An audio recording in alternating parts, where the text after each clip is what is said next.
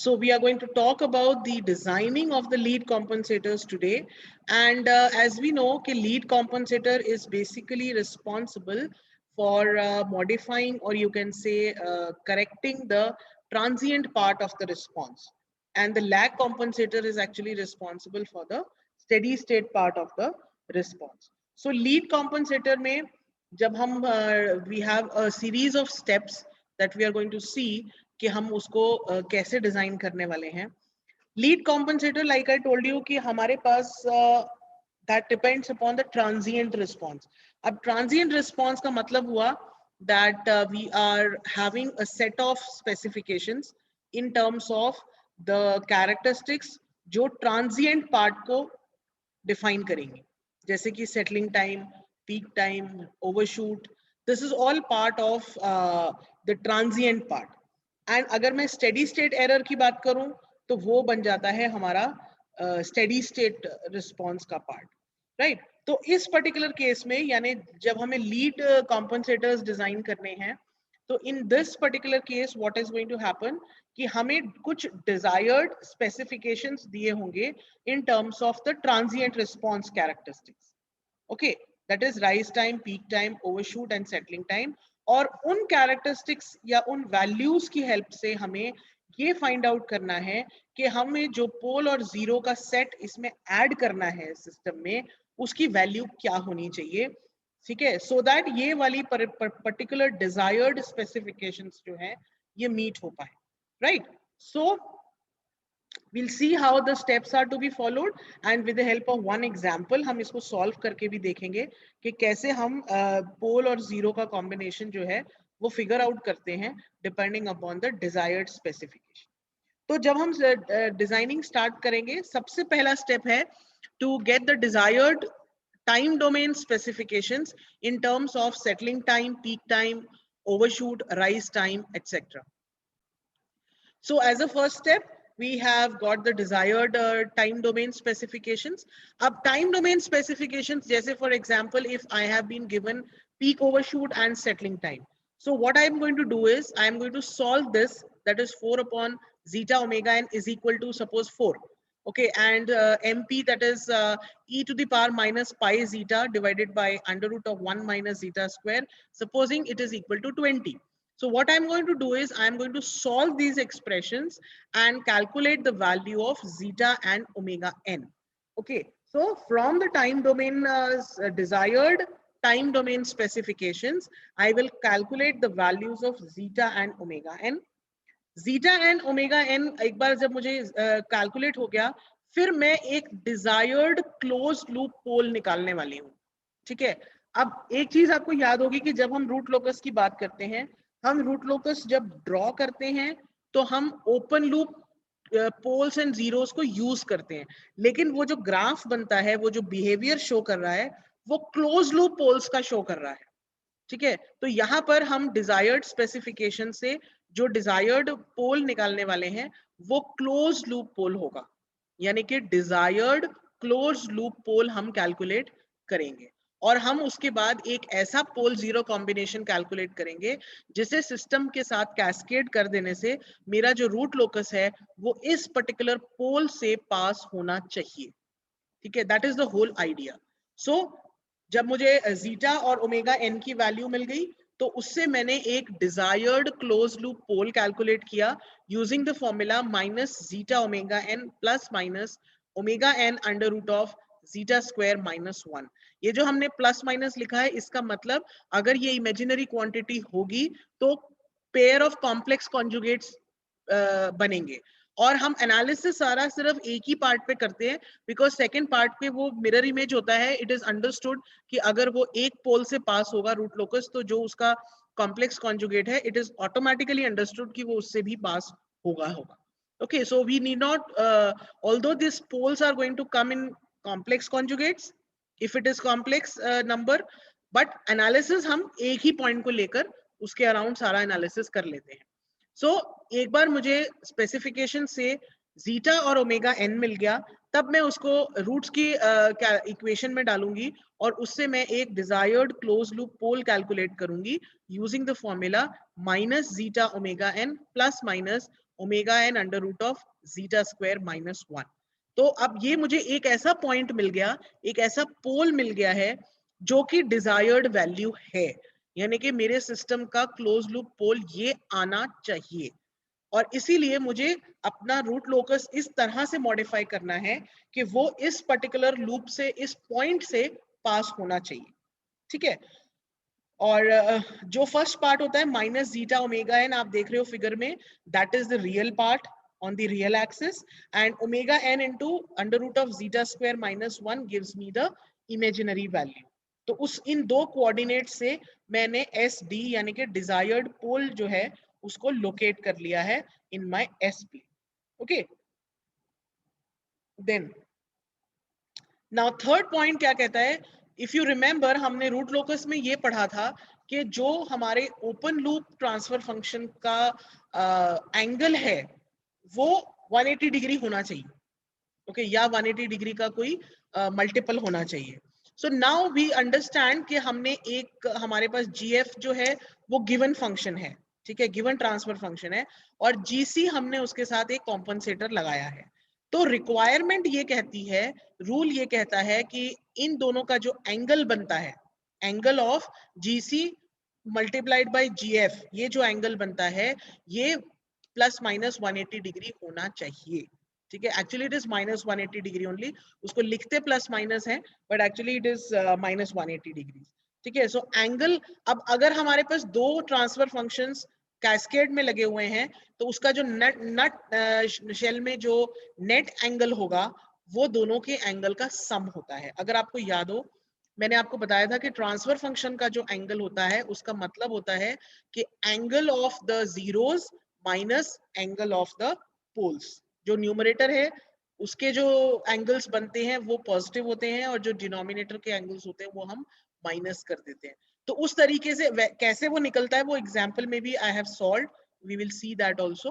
Okay, but as a thumb rule formula we know that अगर मेरा GC compensator desired value को satisfy करता है तो जीसी इंटू जीएफ का जो नेट एंगल है वो 180 डिग्री होना चाहिए, माइनस 180 डिग्री होना चाहिए। और नेट एंगल क्या है, क्योंकि ये दो अलग अलग ट्रांसफर फंक्शंस हैं, तो that is angle of GC plus angle of GF, that is equal to minus 180 degree. वहां से मैंने एक क्वांटिटी कैलकुलेट करी that is called phi. Okay, phi, that is angle of GC equal to phi, which is equal to minus 180 degrees minus the angle of GF at SD.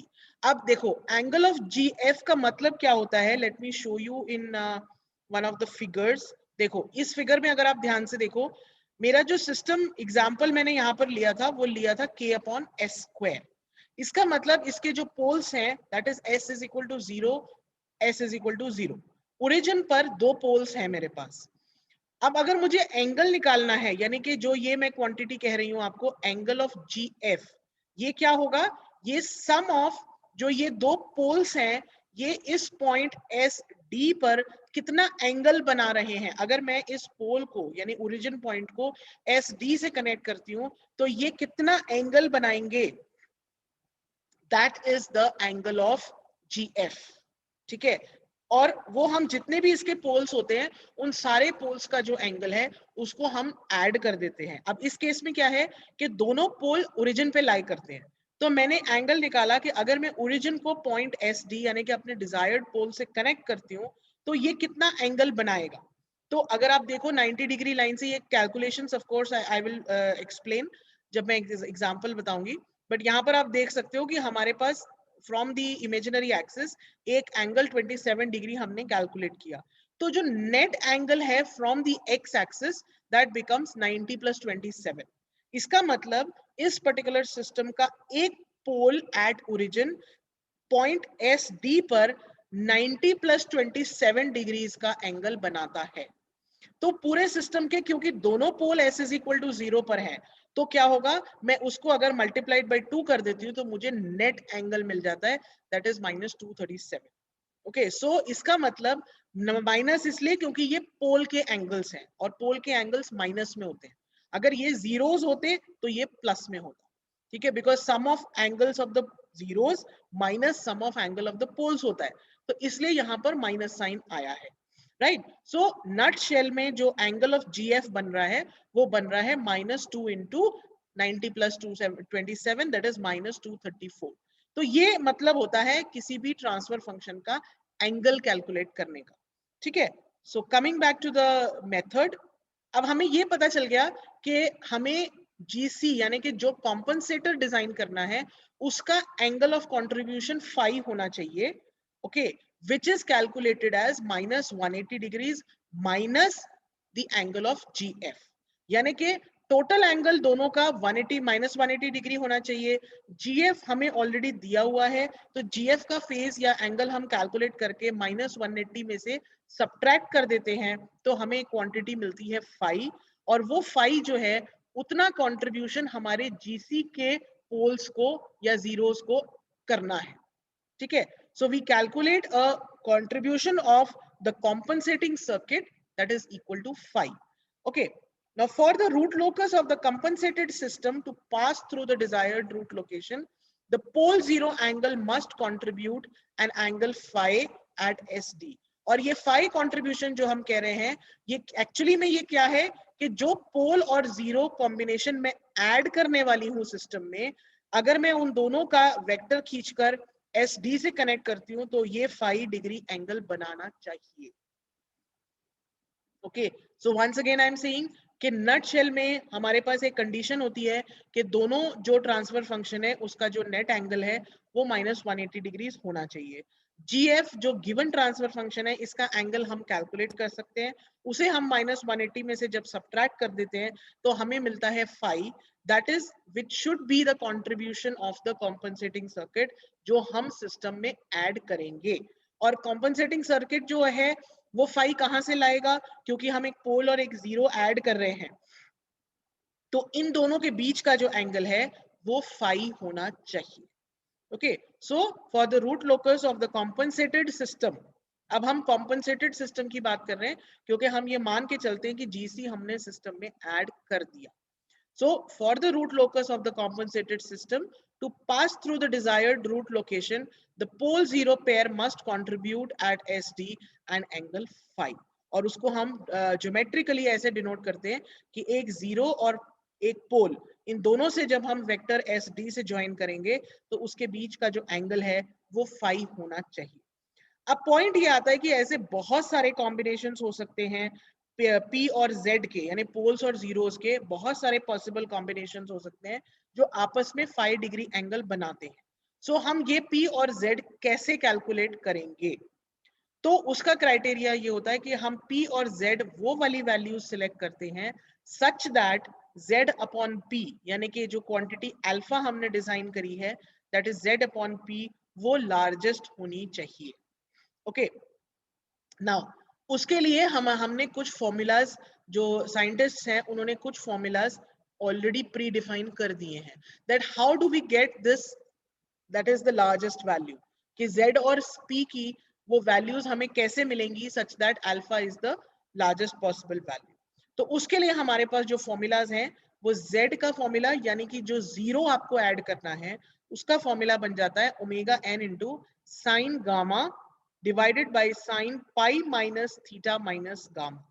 अब इसमें gamma क्या चीज है, एक आपने पीछे देखा कि फाई तो हमारा पोल और जीरो के बीच का एंगल है।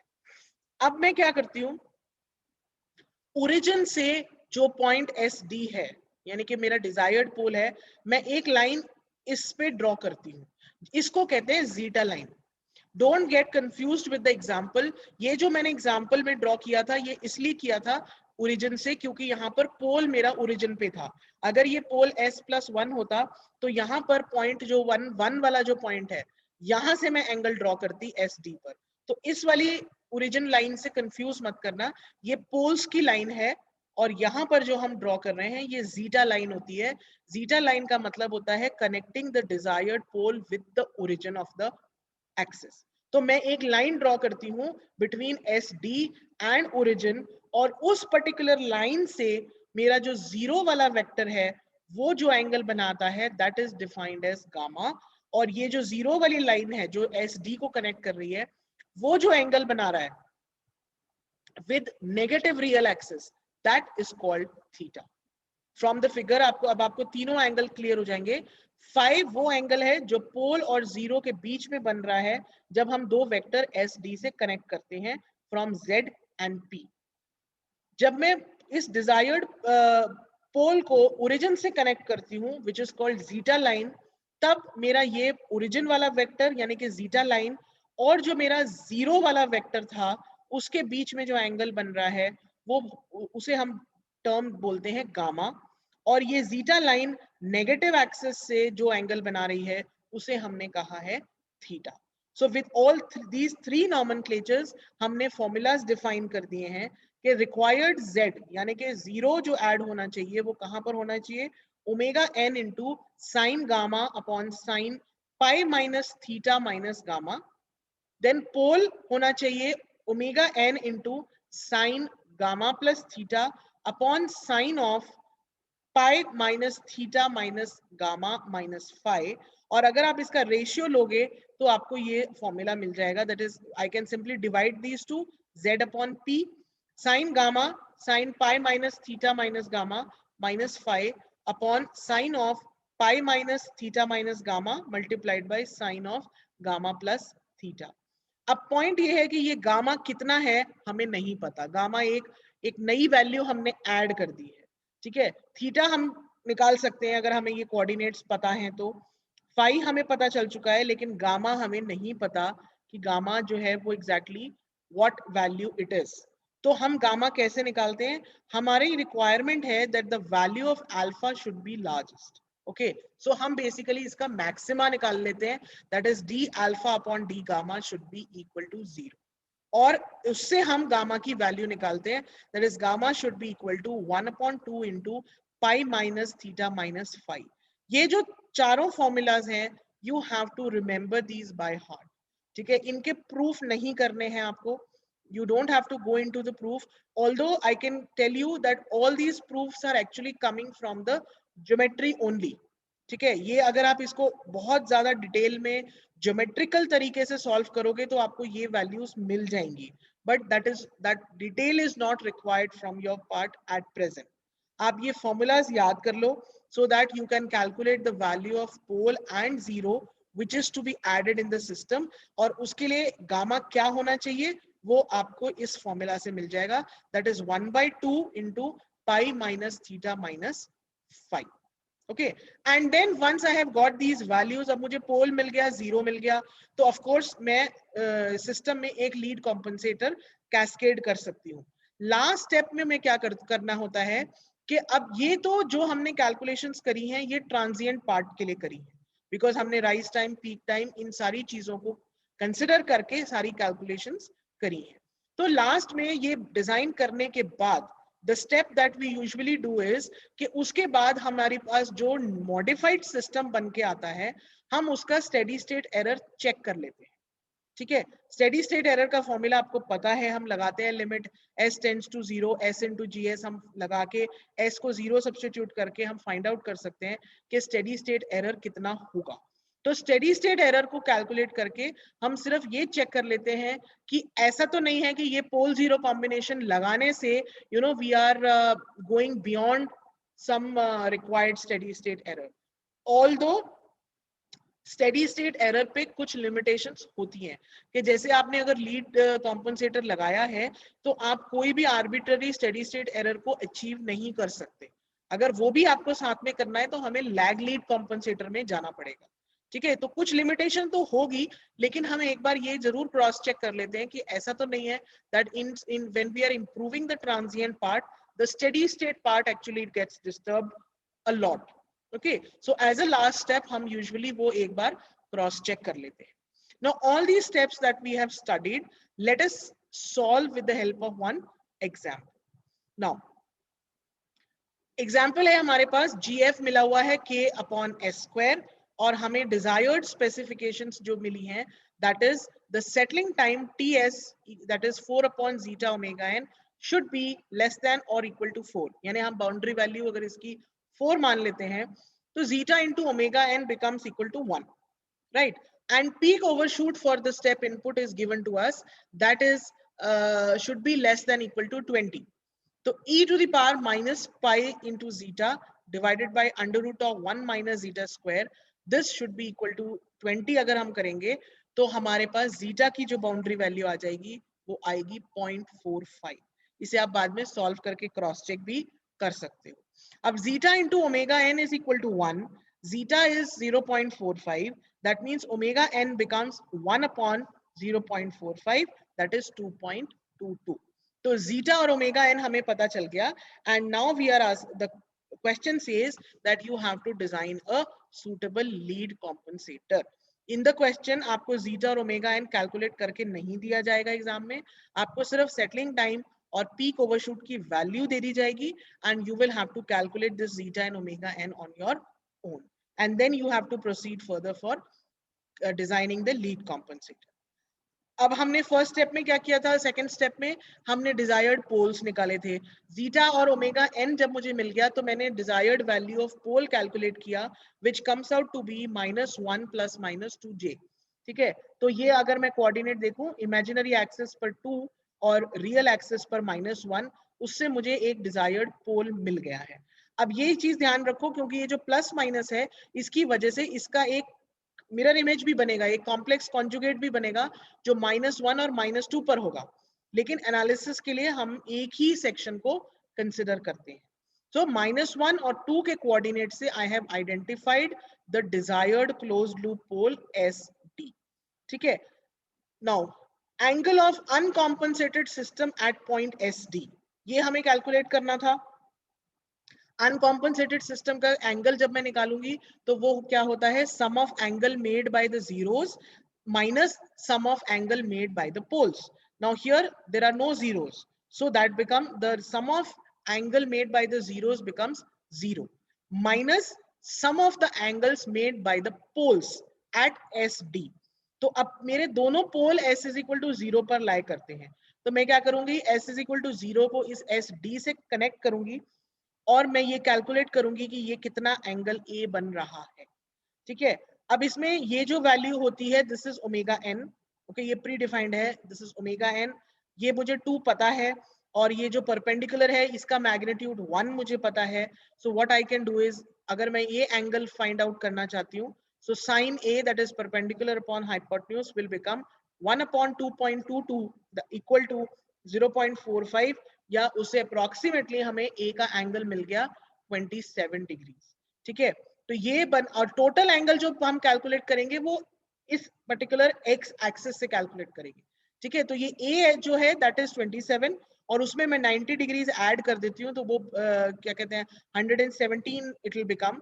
ओके, सो एक पोल मेरा S इज इक्वल टू 0 पर पॉइंट SD पर 117 डिग्रीज का एंगल बनाता है।